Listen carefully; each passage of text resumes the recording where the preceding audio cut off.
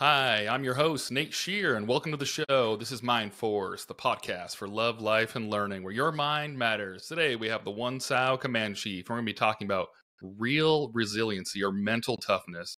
So I'd like to give you the floor for some opening comments. Tell us a little bit about yourself.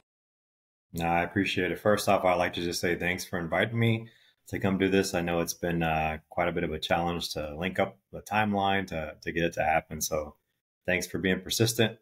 I do appreciate it. So a little bit about me. Like you said, I am the SOW Command Chief. I've been in the military now about 25 years. It'll be 25 years this summer. Career military guy, 20 years in the fire department. I did that first before doing this Command Chief gig. Second time doing the Command Chief gig. First one was in Misawa, Japan. I did that for 2 years during COVID, so that was a challenge. And then came over here and enjoyed every ride. So military brat, grew up all over the world. Don't really have a place I call home. My personal stuff, I'm married to my best friend. She was a firefighter as well. She did 10 years. She got out. She did 8 years. Sorry, she got out about 10 years ago. Got 3 kiddos. My oldest is 17. My middle guy is 13. My youngest is 11. We hope to continue the family tradition of military service. My oldest kid goes to MEPS next week. So fingers crossed that everything works well for that. Anyways, kind of grew up here locally in the Fort Walton Beach area that's right next to SOW. I am a local kid. I graduated from Fort Walton Beach High School, and this is my 3rd time that I'm stationed back at Herbert Field. So Florida is really, I guess, what I would call home, as close to home as can be for being a military guy. That's funny. I kind of struggle with the same thing. Sometimes when people ask and those icebreakers and whatnot, where's home? And I've lived in so many different places. I kind of say wherever my mom's at. So I guess that's my answer right now. She's kind of the rock and the important part to me. So wherever she's at, which half the time she's with us visiting. So that's good. It's interesting. I always find it funny, like the MEPS process, kind of touching on that, like you were talking about with your son, because when I came into MEPS, I came in guaranteed air traffic, and my roommate at the time, he came in and he really wanted medical. And so he wanted to be IDMT or some type of med tech. And there was a couple other guys that were joining at the same time that we knew from school. And they had went to Skill Bridge, and they had all these certificates in fire prevention and whatnot, going down the fire route. And he got fire and they didn't. So I always kind of find it funny how the selection process comes out. These guys were well equipped, but I guess the need wasn't there at that time or whatever it was. Must have been something to do with the delayed entry program. But yeah, that's awesome. I wanted to touch on something real quick. Thanks for coming out. Like you said, we finally got connected, which is great. But one of my favorite parts of interviewing leadership, like I talked about with Josh White from Hero Front, we'd kind of discuss this. It's really cool to allow people to see you and understand you and really see the people that are behind the leadership. You see the people on the walls and, the rank on the shoulders and things like that. And, you still have to remain, respectful and things like that. But people, ultimately are people. And so I think that the cool part about this digital media is being able to demonstrate that leaders are people too. So I did see you out at the Christmas tree lighting. And so I thought it was super cool. You were running around trying to see everybody. And I'm sure you wanted to see every single person there, and probably want to see every single person face to face on base and really get a chance to know and understand the people. But that's just physically impossible. There's only one of you. And there's so many people that are out there and in different remote locations and whatnot. So I think this gives a ability to peek behind the curtain and be able to see a little bit more about you. So thanks for coming out and making sure you were seeing people, even though you're about to depart here in a few months, still getting out there and seeing everybody. But I wanted to give you a chance to ask me a question before we dive into the warm up.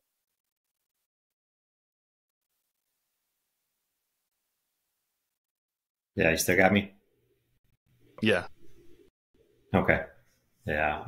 No, I appreciate that. I think it's, I do agree that, social media over the last few years, I've tried to connect with quite a few folks, and it's showing them, we do have a life outside the military.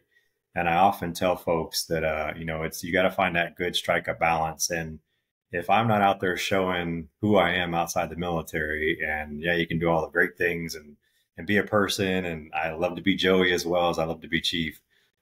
So I think those opportunities to go out and see people with their families and get to know them a little bit more on a personal level, those are huge opportunities. Like you said, I don't always get to see every single person, but the opportunities I have to see as many as I can is pretty darn cool. Yeah, that's awesome. So do you have any questions for me before we start? Yeah, I think I'm always fascinated by the podcasters of the world, kind of what gets you motivated and started in this. So if you'd share a little bit about that, I'd appreciate it.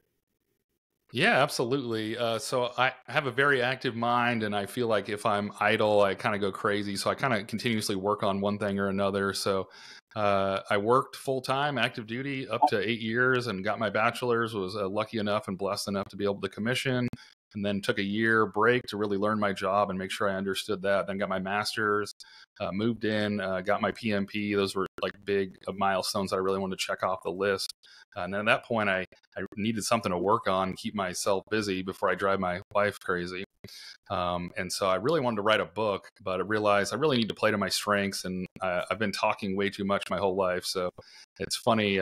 We moved this last summer here to Hurlburt, and we drove cross country because we picked up our car from my sister in Vancouver, just outside of Seattle. And so we brought that car all the way down. And while I was home, I took a quick peek at my report cards, and just hilarious that they all say, joy to have in class, but talks way too much. And I always thought it was funny because they try to move me, which just was always comical. Like, I'll talk to anybody. So you put me next to him or her or Billy or Sally or whatever, it doesn't really matter. I'm going to keep on talking. So I figured I should try to play to my strengths. And it is a nervous thing. And it is, kind of crazy putting yourself out into a public forum. But I feel like at some point you just have to kind of take the leap. And so I did reach out to Josh White, speaking to him earlier. He runs the Hero podcast out at Eglin here.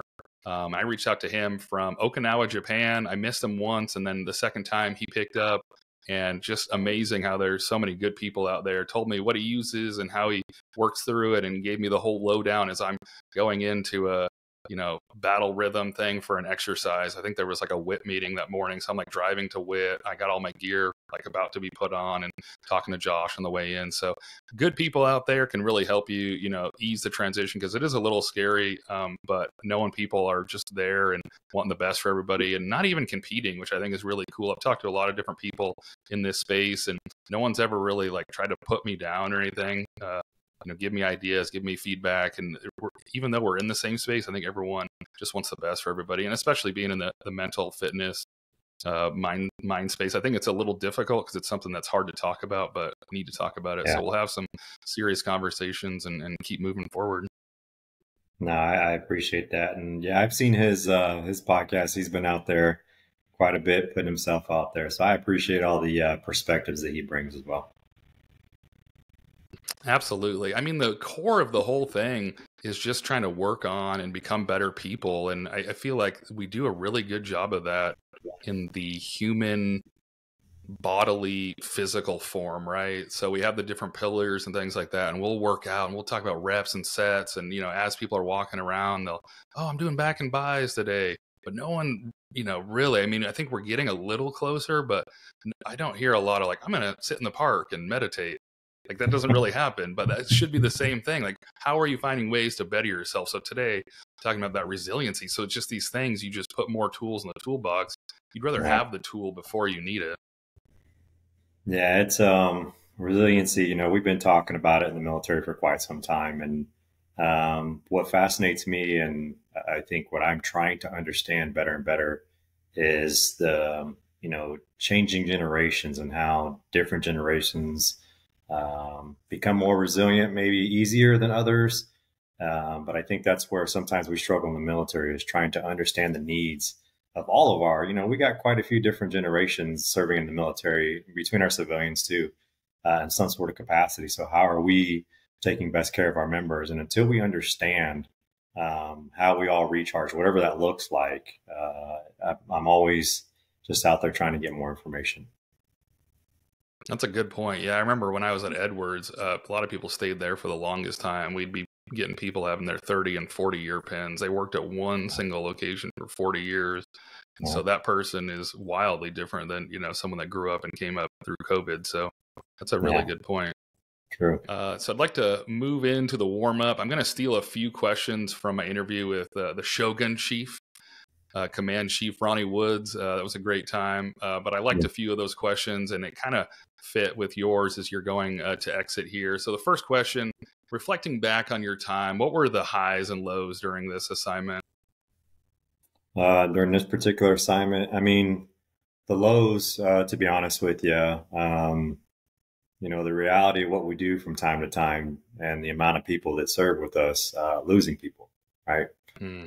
So it's not just, recently with the Gundam 22 folks, it's with, we live on a busy highway.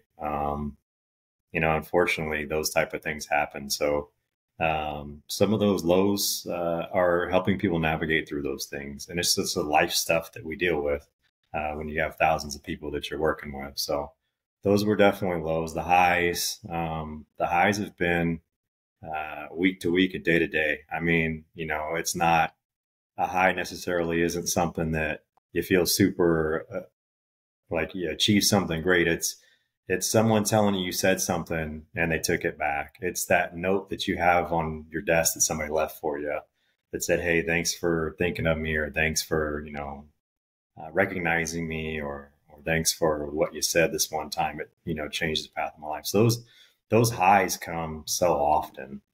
So really, there hasn't been a culminating high in this particular assignment, but a bunch of little ones that just keep my bucket full.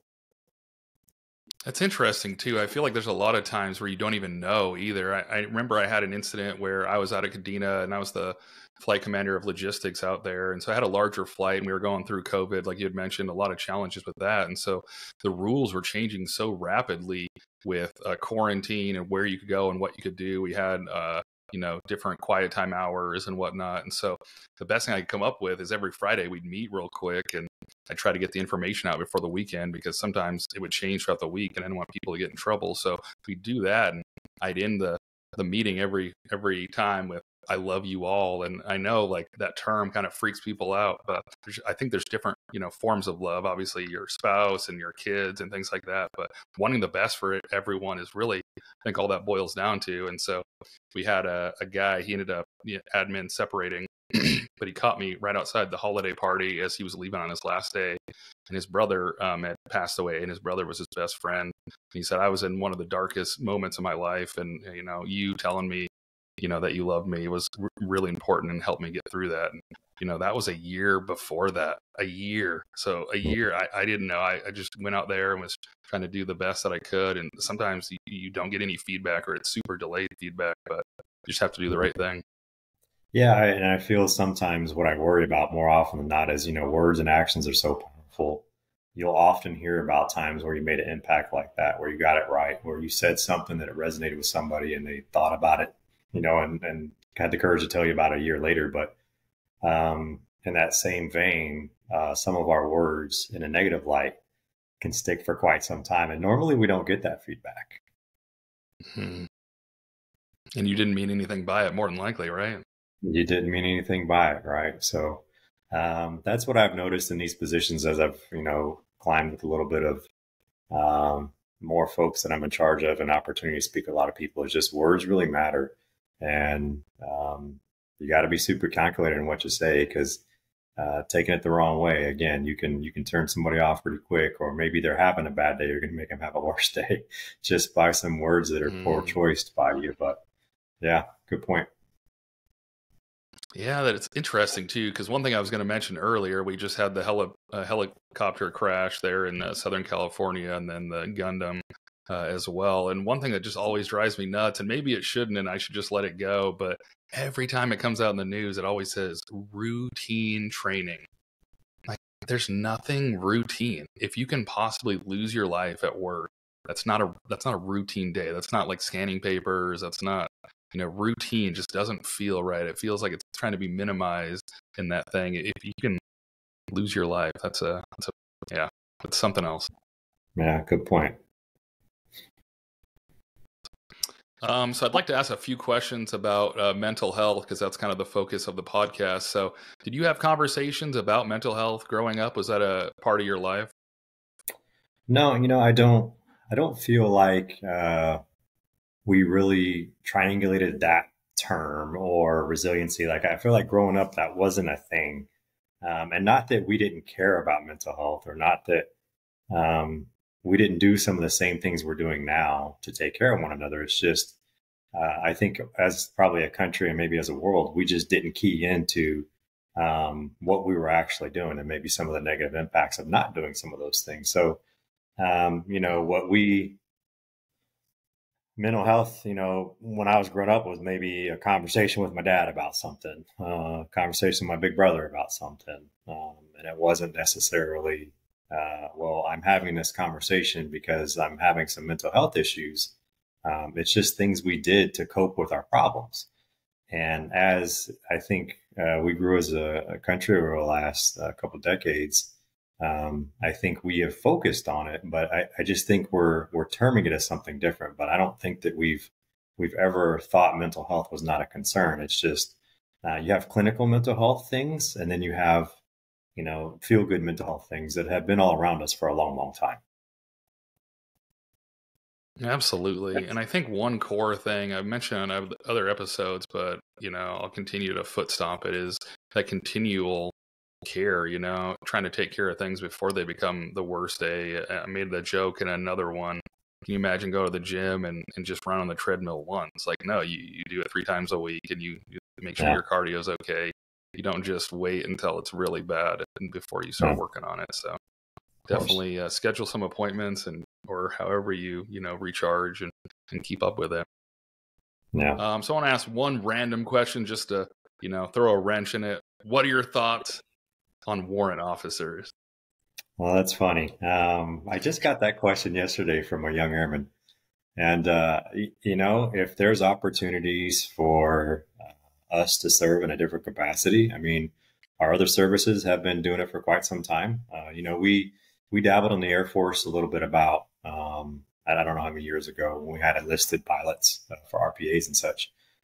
So I think there is definitely an appetite for certain AFSCs or certain jobs that maybe are harder to fill, that require a little bit more, I don't even want to say leadership skills, but a little bit more authority that enlisted won't be able to do, to where we give that authority and it'll be at the warrant officer program. I'm really curious to see what and how they roll it out, if they do roll it out. I'm going to go to AFA next week, and we'll see if it's a topic of conversation. But I think people get confused sometimes about the warrant officer programs, and they just think, if you're an enlisted member and you got some degrees, you're going to be a warrant officer. And I don't think that's the point of the program. I think like being a fire guy, I don't know. And again, this is just Joey Meininger's opinion, not Chief Meininger's opinion. But I don't know that we need warrant officers in the fire department. Like, we have enlisted members and senior enlisted leaders that have been doing it for quite some time. Most of them are degree holding positions, but I don't believe we need more authority than we already have and what's been given to us through directives and policy. So I don't think it fits in our AFSC. And so the challenge is going to be to find which AFSCs and which jobs those warrant officer positions actually fit into. Are there ones that jump out at you that would be at the top? I mean, not that we can decide, right? But yeah, I mean, RPA pilot is the one, right? Like, that's the one to me. And if we start, I mean, the Army, you fly helicopters as a warrant officer. As we start looking at different platforms, I saw an article the other day about a new helicopter training squadron that just got stood up. That could be an option. I mean, do we dabble into some of our pilot shortages with warrants too? Like, if you look at aircraft, maybe the navigator on the aircraft could be a warrant. I don't know. That's interesting. I'm curious with the total in strength and not being able to grow, where the slots come from. I guess they'd be pulled from CGOs and senior NCOs. Yeah. Okay, we're going to move into the main topic for today. So, mental toughness for young adults. So the first thing I'd like to ask is, I guess, an intro into resilience. I feel like it's kind of become a buzzword. It shows up at all the commanders' calls. Can you share a personal story with us about a challenging situation and how you kind of fought through that difficult situation? Yeah, I think, I've got tons of stories of fire stuff in my career that have been, challenging situations where resiliency comes into play and you just got through it. But I think initially what had us talking in the first place was kind of my crazy week. of things that I had fitness wise, and a lot of that was mental toughness and resilience. And I'll kind of walk through that week real quick. I didn't really say it in my intro, but I love physical fitness, and not just fitness. I just love challenges. So if I don't have a challenge or something that I'm aiming towards, I just find myself in a routine or a rut where I'm kind of doing the same thing every day, maybe not pushing myself out of my comfort zone. So for my 42nd birthday in November, I decided I was going to go run a 50K. And I've never, up to that point, probably when I made the decision 3 or 4 months prior, I've never ran a marathon. I think I might have ran 10 miles or something in my life before that. Totally wasn't planned. Like, I just woke up in the morning, and when I ran those 10 miles, just kind of ran it. You can see my route was all over the place. So I deliberately decided that I was going to try to run a 50K because I just figured that was harder than a normal marathon. And as I started training up to that 50K, that goal looked like it was pretty achievable. And I didn't think that it was pushing me enough outside of my comfort zone. So probably six or so weeks before it, I was like, okay, this whole week is going to be a crazy week. And I do a lot of MRFs too. I usually do one or so a week. I decided that I was going to do a 50K on a Monday, a triple MRF on a Wednesday, a 10K Thursday and Friday, and then drive down to South Florida and do three Spartans over the weekend. And I know it's crazy. And the reason why I wanted to do it in that particular order was I felt that if I got the hardest thing knocked out, it would be the hardest thing to do the next day and get up and keep going. If I waited to do the 50K at the end and work my way up progressively with easier events, then it wouldn't have been as tough. So I wanted to start off the week completely drained. Like, everything I had was in the 50K. So everything after that 50K was just hard. That's all it was. And so that was my plan. So I went into the 50K, everything worked. During the 50K, I had some pain in my knee, and I wore a brace. My wife took care of me. She came out and brought me a brace in the middle of the run. And what had happened is my foot overcompensated for my knee and my hamstring injury. So my foot was pulling up more each step, which doesn't sound like a big deal. But if you do it for 30 plus miles, it's a big deal. So I found myself on the Tuesday, which I already had intended on taking a rest day, in severe pain where I can barely walk. And I looked at the rest of the week, and again, I already had I was going down south to do the other races. Like, it was happening. I just didn't know, how it was going to happen.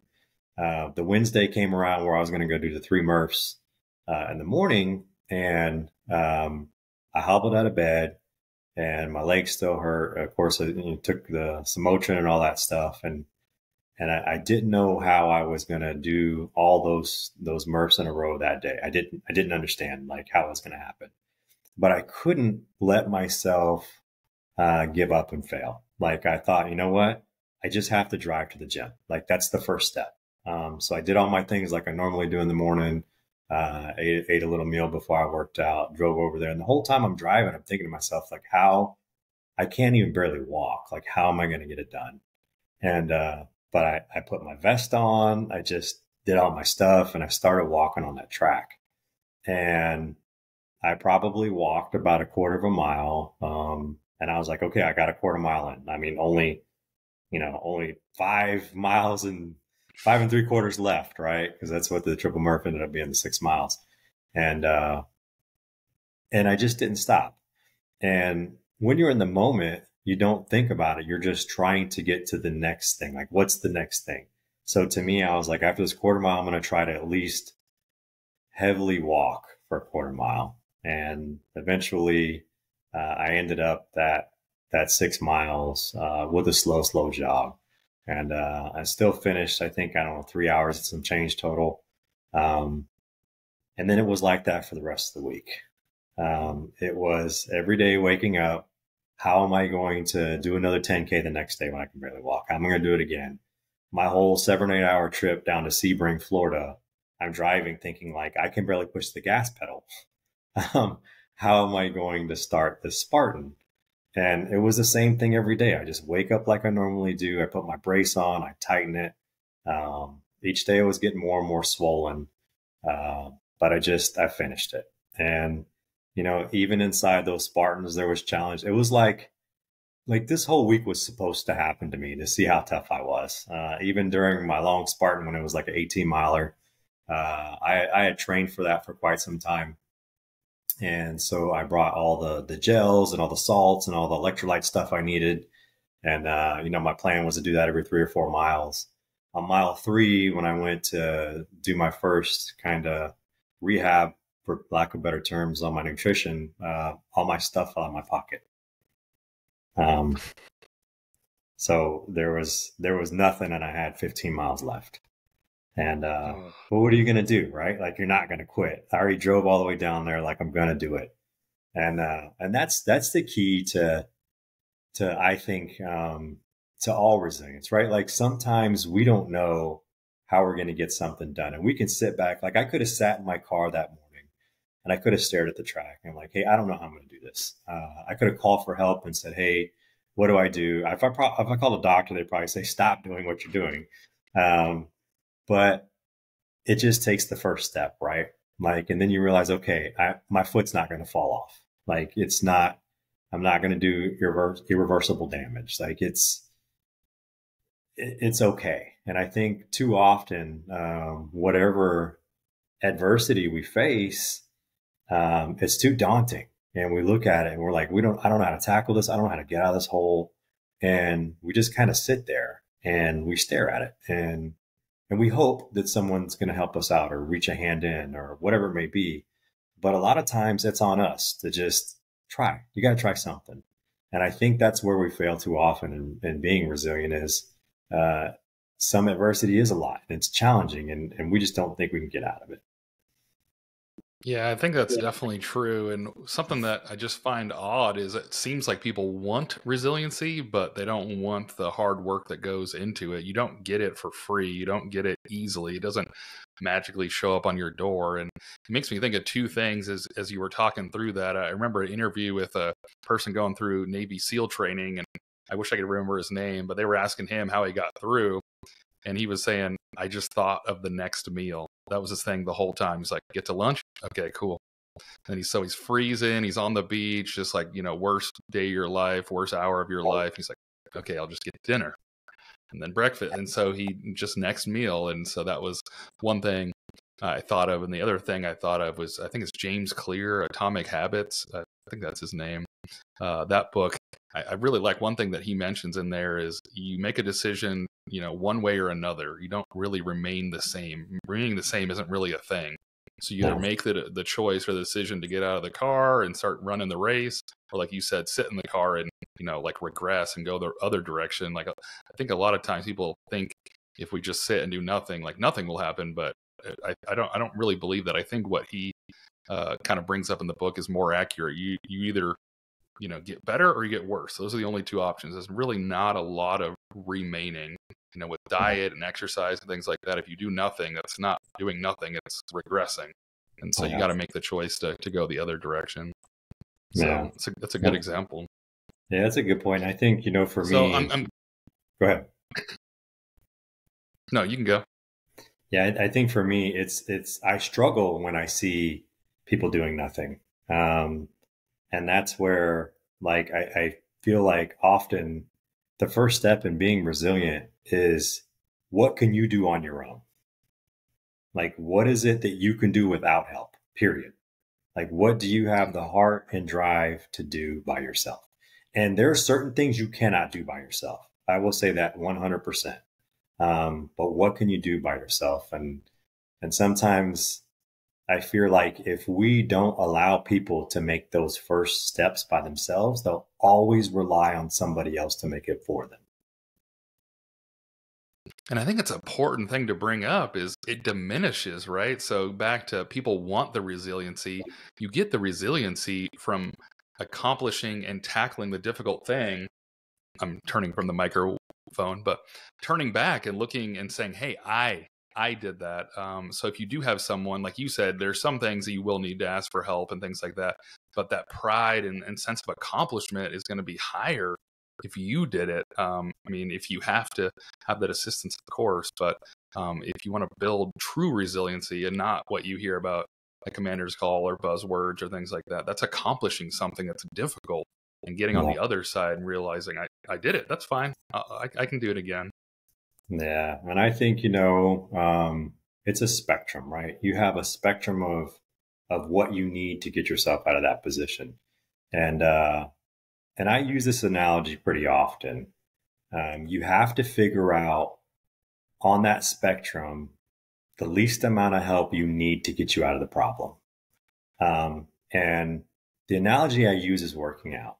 If you're on the bench press and you have hundreds of pounds on there and you lower it and I just come immediately rip it off of you, if we look at the spectrum, that's all the way on this end of the spectrum, you're never going to get stronger. If I give you just enough pressure to keep that thing moving on your own, you're going to get stronger. And so I think when we are getting the help we need, it is what can you do by yourself? And then how much help do you need? But you have to be all in. Yeah, that's a really, really good example. So I'd like to kind of move in and try to digest a little bit the age piece. So reflecting back on your own journey as you've grown up and things like that, how important or crucial is age playing in the development of resiliency? Or is it different generations? You'd kind of touched on that earlier, older civilians and different categories and things like that. How does age kind of play into this, or is it just trying to find what works for what people? Yeah, I think at the end of the day, it's what works for what people. And I think the age plays a major role in it, but it's not the role in generational differences. I mean, obviously, my 11 and 13-year-old are different than I was when I was 11, 13. But I'm way more resilient now at 42 than I was at 17. And I think that it's just age. It's life experience. It is, sometimes when you ask a 17-year-old, some 17-year-olds had some really rough challenges throughout, those 17 years. But as you age and you are faced with more and more adversity and you see more and more adversity and you see, some of the challenging things in life and you're exposed to it and you see people come out of it, like you become calloused. And that calloused mindset is what makes you resilient. And I mean, it's not, I can't quote this, but I guarantee there's a lot more people in their 40s and 50s doing marathons than 17-year-olds. It's because they're calloused. They have a calloused mind. A 17-year-old is obviously more healthy and their joints aren't going to hurt, but they're going to stop after a couple laps because it sucks, right? Like running that distance is not fun. I mean, I guess for some people it is, but I think as you age, you realize like, hey, okay, this is challenging. I'm going to get something out of this. And the younger you are, it's a little bit different.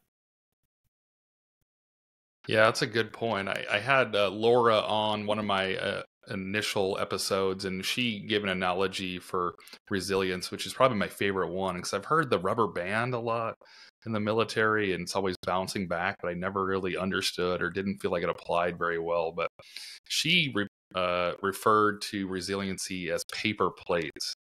And so you earn a paper plate every time you go through a difficult situation or you do something difficult, or like to your point, you see something difficult and see people come out the other end. And so you build up those paper plates. So if you just have one paper plate because everything's been fairly smooth in your life, then you put a big bowl of spaghetti or something on there, that plate's just going straight to the ground. But you've built up those layers of paper plates from the situations and things you've been through. And then you can take a hefty meal on that stack of paper plates. But that's the difference. And that helped me, I think, see it a lot better and a much better visual. Yeah, that's a great analogy.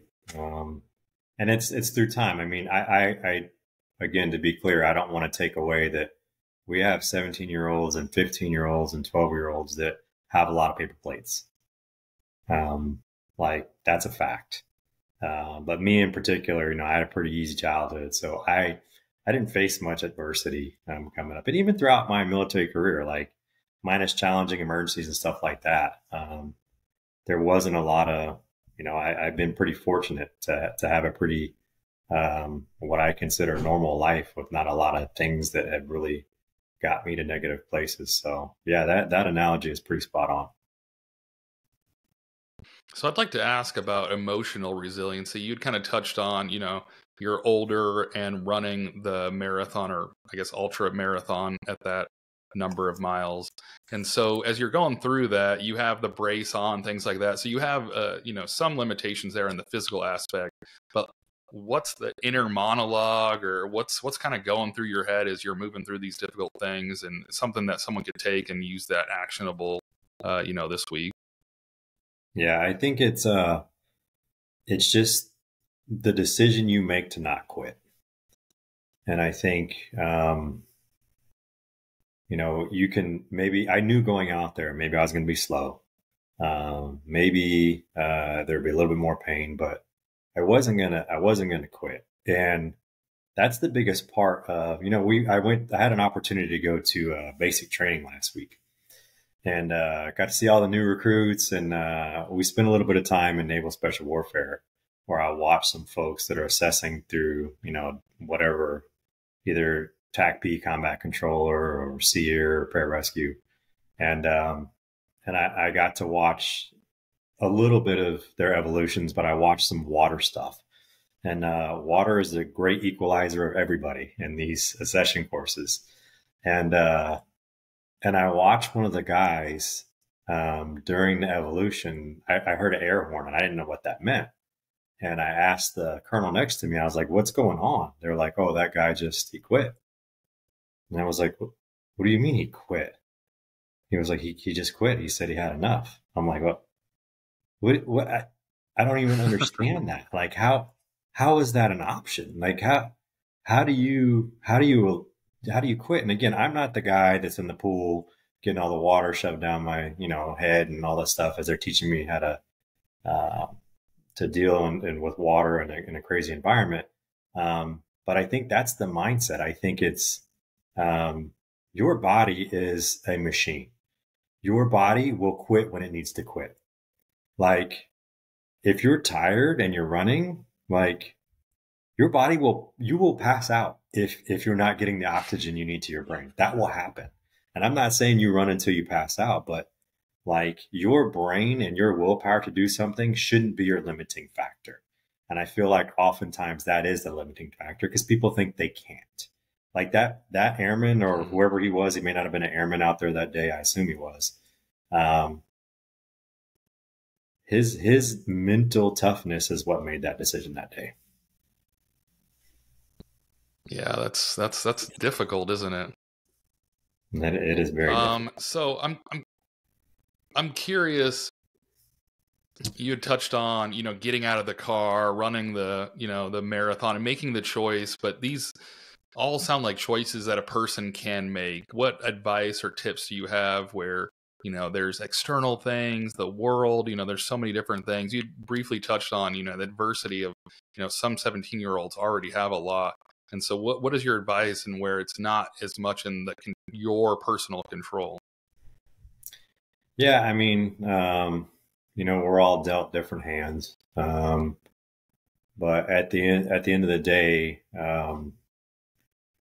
there are going to be things that are outside of our control. But I think it just goes back to those decision points, is like, the one thing you can control is your actions. That's it, your actions. And I'm not saying that every time, you're faced with a crazy situation or adversity, you just smile and keep moving forward, because that's not the answer either. Sometimes you need time. You need time to heal.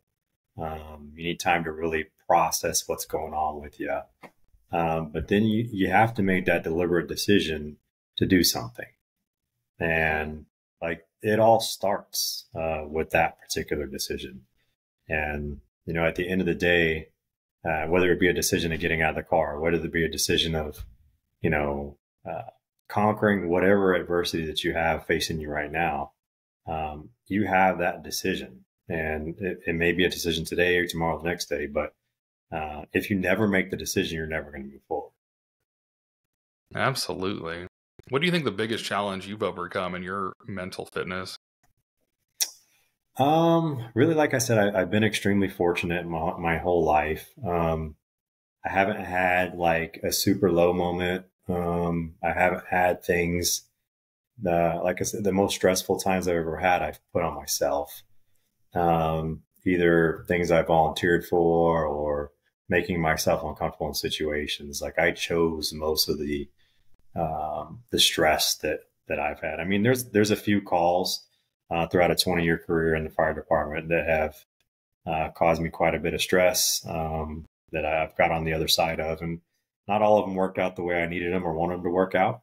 But that's just kind of the way it is. But it's never put me in a state to where I felt like I'm at this really, really low point and I need to climb out. I mean, I'm a pretty optimistic person though. So, again, although I've been very fortunate, maybe some of the things that I've been exposed to or some of the things that have been part of my life would maybe be different with other folks. But normally whenever bad news comes, I'm not usually mad more than one sleep. That's what that's the rule I kind of have. Like if you're mad, if you're frustrated, give it one sleep. And after one sleep, you got to do something. That makes sense. So it sounds like you seek out, those challenges based on, kind of how you're set up and raised and things like that. But I'm curious, besides seeking out uncomfortable situations intentionally, what are some other proactive ways you believe younger adults can intentionally expose themselves to challenges for personal growth? Yeah, I mean, if you're not seeking it out, it's going to come to you. That's a fact. And do you entertain those or do you not? I can't tell you the amount of times where someone asked me to do something uncomfortable. I mean, it would probably blow your mind, but I publicly speak a lot, and I despise it. Like, I do not like it at all. But I will never tell anybody no. If they're like, "Hey, we speak at this event," sure, and I usually do pretty well. But it's the preparation, it's am I going to pick the right words? Am I going to make the impact that I want to make? But I think if you're not looking for it, there are opportunities that are going to find you. And that's where I think we can grow the most from, if we're not looking for it. And I think reflecting back too, and I think, some of our younger folks, they may have been faced with a lot more adversity than they knew. But maybe they just reflected and maybe it was around them. Like, I think we do a good job as parents of shielding our kids from adversity that maybe they don't need to face, either like hard lifetimes, maybe financial problems, maybe those type of things. But I guarantee, like, as a young adult, if you talk to your mom or dad or grandma or grandpa and say, "Hey, like I tell you right now, I said I had a pretty good life, right? Like I had a pretty good growing up. I didn't feel like I wanted or needed anything." Well, as I reflect back on my youth, I have an older brother. He's a year older. My dad joined the military. My mom took care of us. They were young. He was 19. She was about 19 as well, with two kids, and he's an airman. He faced adversity. He probably had challenges to make sure that we were taken care of as well as we were. I never saw it, but that doesn't mean it didn't happen. So I think a lot of times to have those conversations, and when I brought up adversity and our youth, I was an individual that gave me some feedback, was like, "Hey, I never understood how much adversity my grandma went through until I really had those grandma talks on the back porch." And are those still happening, right? So for our young folks that maybe think that they haven't faced too much adversity, talk to your parents, talk to your grandparents. I guarantee those stories, you probably face more adversity than you thought. That's interesting. I find it hilarious, the public speaking thing, because I tell people that I'm like, I don't really like to be in front, but I talk so much. They're like, oh, that's completely shocking. I like to have conversations, but in Yeah. front of people, it's a whole nother thing. I'm curious, what is your thought or advice on imposter syndrome? Because I think that seems to be, I don't know if it's just more because we're identifying it and talking about it more, but I think that does seem to happen a lot. So back to your concept of when someone comes and asks you to do something, if that initial thought is, I'm not sure I'm equipped, I'm not sure I could do that. And so maybe it's not turning it down for the sake of turning it down, but turning it down because of a lack of like courage. How do people get through that? Just step forward. Yeah, I think I love talking about imposter syndrome because I felt it so many times in my career. Normally if you look at a trajectory of someone's career, especially in these type of positions, they work at the flight for a little bit, they work at a squadron, they work at a group, and then they transition up. And I moved from the fire department to the wing. So from a flight to the wing. And the first time I remember, and there's a meme and I love it.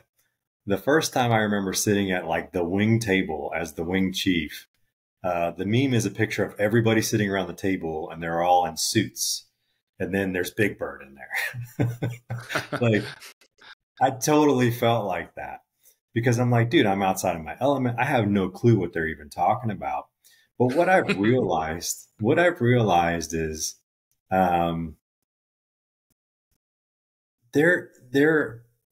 there's not a whole bunch of difference between where I was and in the past and where I was sitting at that table that day. Like, it's a little bit of experience, a little bit of sets and reps, but nobody goes into any position knowing what they're doing. And we have to get better at talking about that. Like I get vulnerable all the time with this. I'll tell people I had no clue what I was doing. And I think that the folks that get in these positions for the first time and really think that I know what I'm doing 100%, I think those are the risky ones. I think the ones who actually admit that, hey, I don't know this and it's okay not to know this. But imposter syndrome, I think once you get into those circles and you realize like you're just as good as everyone else is, or else you wouldn't be there. That's the important part is the more and more I was exposed to those opportunities, the more confidence it gave me of like, hey, I do belong here. And, it's still every new table I sit in, I'll feel like Big Bird for a day or two. And then I'm like, all right, it's time for me to do my thing and I belong here. Yeah, that's interesting. I remember got my commission, so staff sergeant, have like 3 to 5 troops, and then go to HSA, our tech school for Health Services Administration, and then come back and they hand me 20, I think it was 24 blue folders. Like, oh, what are these? And it was all the appointment letters, and I had my name on them. So they're like, you're an expert on anti-terrorism, unit deployment manager, security, like a long list of things. So I don't know anything about any of these things, non-prior medical, and now my third group. So yeah, just completely crazy. But one thing, I forget if I read it or heard it, but I think it's something that I kind of put on my mantra in the back of my mind and try to pull on it when I need it. But it was talking about the people that selected you, interviewed you, talked through your process and got you to where you are. If you don't believe in yourself, you're almost in a way like disrespecting them. You're like, oh, you don't even know what you're talking about. You selected me, you picked me, but if I'm not supposed to be here. And so I thought that was kind of an interesting spin on it, kind of turning it the other way. These people have groomed you, talked to you, mentored you, interviewed, long list of different things to get to these different positions. And so to be like, oh, I don't believe in myself, I'm not really supposed to be here, you're almost like spitting on them. Like, I don't know what they were talking about, why'd they pick me? And so I think back to the people that helped me along the way and whatnot. I'm like, I don't want to disrespect them. So I do feel awkward sometimes, like you said, for a day or two, but I got to do the best I can because they believed in me and they picked me. So, yeah, confidence is key. To get up there. And that's the one thing as you get higher in these leadership positions. I mean, I know for a fact I can't be Big Bird forever. Like, I'm not going to lead anybody as Big Bird. So you got to be confident in your abilities, and it's okay to be like that for a couple of days, but that's humble, right? It's humble to admit that you don't know about anti-terrorism or whatever it is the papers you sign, but it's very humble when you ask that staff sergeant or that senior airman that is an expert in it that says, "Hey, like, tell me about this program because I don't know." Because you're not expected to know everything, and I think that is. I've been very comfortable the last few years to raise my hand and say, "Hey, what's that acronym?" Like, I don't know what that means. Um, and what I find more often than not, like as soon as I ask, like four Three people other turn their people in the head. room. Yeah, they're like, "Oh, I don't know either." Well, why don't you want to admit it? Oh, that's so funny. I've seen that on Simon Sinek. He mentions that too. Like he said, I'll be the dumb one that asks the question. And then, five other people like, oh, that is a good question. Like, why didn't you? So funny. No one wants to be the one looking silly, I guess. It's such an Yeah, odd thing with our, A-type personalities and the people that join the military and whatnot. That's a whole other episode, I guess. But it's yeah, interesting how we don't want to look a certain way. So we maintain something that doesn't even need to be maintained. yeah, So we had touched on, inner individual type resilience and things like that, being able to take that first step and just move in the right direction. But I'd like to hear from you. Where do you see role models and mentors and things like that that can help, positively influence and help that person navigate challenges? How does the role of the mentor or the role model fit into resiliency? yeah. I think it's when I think about the role model or mentor, going back to that lifting weight analogy, they're your spotters. Um, they're the ones that are giving you what you need to continue to move. And sometimes that's honesty. um, Sometimes that's tough love. Um, and I think that it's funny. This week I had an opportunity to talk to some of our partner nations and different commanders from our partner nations, and they asked me about the role of a mentor, not even just in resiliency, but just in general. But I think that's another buzzword that we can probably do a whole nother podcast on as well, mentor. But I think more often than not, we get the term confused. Mentor. To me, a mentor is somebody that knows your inner thoughts. They know your strengths, your weaknesses. It's somebody you're going to be able to get vulnerable with. It's somebody that you're going to lay out all the truth on. It's because a lot of times when we want help out of situations, we're still holding something inside. It's a thought. It's something that is just because we all have secrets. We have something that we hold internal to us, and that's just the reality. The reality of being a human being. But what is that mentor like? How close can you get to that mentor to release as many of those secrets as possible for your feelings, so that way they understand exactly where you're at, so that way they can give you the spot that you need to get out of your situation. Now, I think a mentor should not automatically run in and save the day every time. Um, that is not good. I think that they should. I mean, I have a few folks that I guess that I would coin the term that I do mentor. But usually I'll listen first. I'll hear their story, and I'll give them those hard questions. I'll ask, like, tell me what you did again. Like, let's walk through that.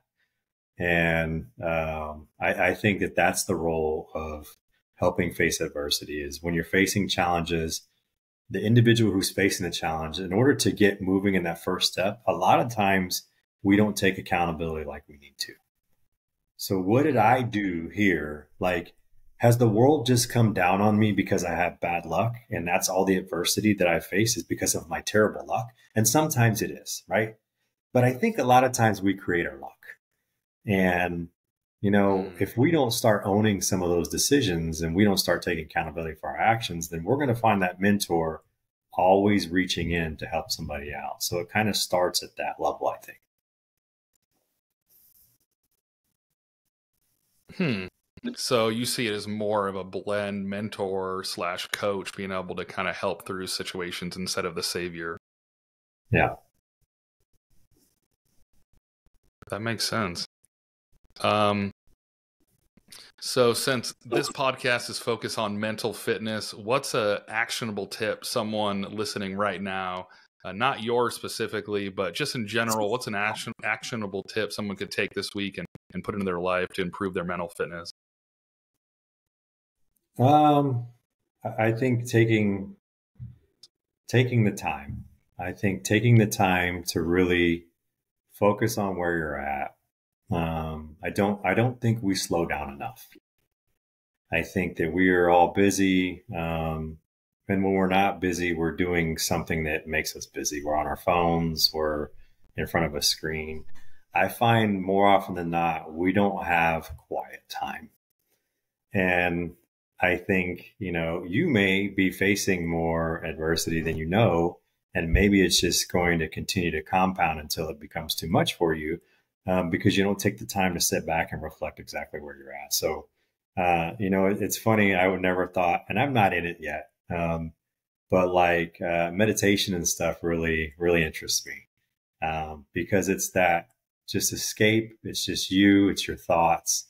Where are you at right now? It's your opportunity to become grounded, to be able to determine which step you have to take in that direction. But if you don't take that time, I think that you'll be missing things that are bubbling in the background. Absolutely. So you got the change of command coming up on the, I think, 28th. So what does the future look like for you? So I am retiring as well. I have about 4 months or so left. We'll see what that looks like. I'm gonna move to Jacksonville. There's a lot of opportunities over there. We'll see kind of what I get into. I'm fortunate enough to where, I can do fire stuff. My dad's been in the financial world for quite some time.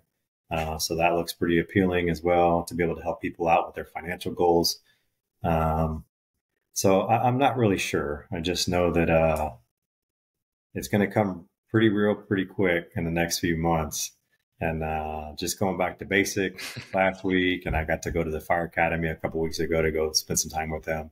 It's really been an emotional ride towards the end as I start to reflect that, hey man, it's coming to an end. So I plan on taking an entire 6 weeks off of doing, when I said get grounded for a minute ago and get all the noise of the world out of your system. I really, for 6 weeks, I want to get off the grid. I want to just be with my thoughts and really just unpack what 25 years in the military did. And before I get started with the next. So I look forward to that. That's awesome. 4 months is going to fly by. I'm super excited for you that you're getting some of those really capstone moments where you're to cherish those for the rest of your life. That's awesome. I'd like to give you a final takeaway, final message. What do you want listeners to take from the whole 54 minutes? I mean, at the end of the day, I wouldn't beat yourself up if you feel like you're not a resilient person. I don't want that special warfare guy to see this by chance and be like, oh, he said I quit. Like, maybe I saw you in a bad moment, like, I don't know what led to that moment. Maybe you have 5,000 other moments to that point. So I'm never here to judge anybody. I'm not, if you're not tough enough today to take that first step on the track, that's okay. I'm not here to say, I expect more of you or you should have taken that step. But I hope you think about taking it tomorrow. And, what does that look like as you continue your journey? So everyone's different. Like I said, I was super fortunate. I love that analogy about the paper plates. And I think that's one thing that we have to understand too, as we talk about resilience. And maybe for me or you, if we look at it as a buzzword, maybe we just don't have enough paper plates that we've experienced. So for us to take away from some of our folks that we think maybe need to build resiliency skills, well, maybe we need to understand them a little bit more as well. So that's a very, very good point that I'm taking away. But Again, you're not always going to nail it today, but reflect, take your time, do some of that soul searching, and the next time you're afforded the opportunity, take that step. Awesome. Yeah, those are good words. I encourage listeners to let me know how things are going, thoughts, questions, anything on social media. We got the audio podcast on Buzzsprout or anywhere you receive your audio podcast, and then we'll have the videos up on YouTube. Thank you so much for coming out, sir. All right, we'll And see as you. always, I love you all. See ya. All right, later.